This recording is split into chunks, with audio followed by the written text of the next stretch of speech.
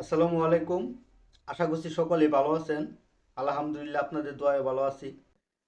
Doctor Zakir Naik তার মনের ভিতরে কি এমন প্রশ্ন রাখছিল যার উত্তর সে নিজেও দিতে পারে নাই, এবং কি তার উত্তর খোঁজার জন্য অনেক সাধারণ মানুষ থেকে শুরু করে আলেম ওলামা অনেকের কাছে সে এই প্রশ্নটা জিজ্ঞাসা করছে।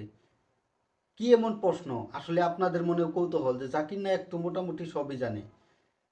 আলহামদুলিল্লাহ, মনে করি যে না, সে ইসলামিক একটা স্কলার হিসাবে যতটুকু জানা দরকার আলহামদুলিল্লাহ সে জানে। তাকে আমি সম্মান করি, আমার একটা ভালোবাসার মানুষ। তো সে প্রশ্নটি দেখার আগে অবশ্যই এই ভিডিওটা শেয়ার করে দিবেন এবং চ্যানেলটা সাবস্ক্রাইব করে দিবেন। এক হিন্দু ভাই জাকির নায়েককে প্রশ্ন করে বসে, রমজান মাসে তো জাহান্নামের প্রত্যেকটা দরজা বন্ধ থাকে, সে সময় যদি কোনো হিন্দু লোক মারা যায় তাহলে সে কি জান্নাতে যাবে? তো এই প্রশ্নের উত্তরে জাকির নায়েক তার সুন্দর একটা উপস্থাপন করেন এবং সুন্দরভাবে সে উত্তরটা প্রদান করেন। এরপরে সে নিজে আরেকটা নিজেকে প্রশ্ন করে বসে। সে প্রশ্নটা হলো যে রমজান মাসে তো শয়তানও বন্দি থাকে, তাহলে মানুষ মানুষ পাপে কেন লিপ্ত হয়? রমজান মাসে তো শয়তানও বন্ধ থাকে বা শিকল পরানো থাকে, তাহলে কেন মানুষ পাপে লিপ্ত হয়? এই প্রশ্নটাই জাকির নায়েক অনেক আলেম ওলামা থেকে শুরু করে অনেক সাধারণ মানুষকে এই প্রশ্নটা সে করে, এবং তার উত্তরটা ছিল এরকম। তো পরবর্তীতে জাকির নায়েকই সেই প্রশ্নের উত্তর দেয় এবং খুব সুন্দরভাবে মানুষ, মানে সাধারণ একটা মানুষও এই প্রশ্নের উত্তরটা বুঝতে পারবে। আলহামদুলিল্লাহ, মাশাল্লাহ, তাকে আল্লাহ আরও জ্ঞান দান করুক। তো তার উত্তরটা শুনেন। সে এভাবেই বলে, ঠিক যে কোনো হিংস্র প্রাণীকে যদি তার গলায় শিকল পরিয়ে রাখা হয় এবং সেই শিকলের দূরত্ব যদি থাকে 10 ফিট, তো 10 ফিটের বাইরে সে যাইতে পারবে না। এখন আপনি যদি 20 ফিট দূরত্বে ওই হিংস্র প্রাণীটির থেকে 20 ফিট দূরত্বে যদি অবস্থান করেন, তাহলে কিন্তু আপনি পুরোপুরি নিরাপদ। তেমনি রমজান মাসে যদিও শয়তানকে শিকল দিয়ে বাইধা রাখা হয়, সেক্ষেত্রে কিন্তু শয়তান তার একটা নির্দিষ্ট এরিয়ার ভিতরে যাইতে পারে।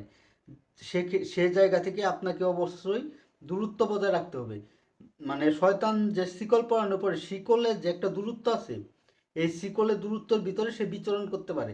তো তার থেকে আপনি দূরে যে অবস্থান করবেন, যা পাপাচার থেকে একটু দূরে অবস্থান করবেন, তাহলে আপনি সেফ থাকবেন। এখন যদি আপনি মনে করেন যে এই এরিয়াটা শয়তান, করেন যে 10 ফিট একটা জায়গা, এটা আপনি জানেন যে এটা শয়তান এরিয়া, ওইখানে আপনি যাবেন না, ওইখান থেকে একটু বিরত থাকবেন।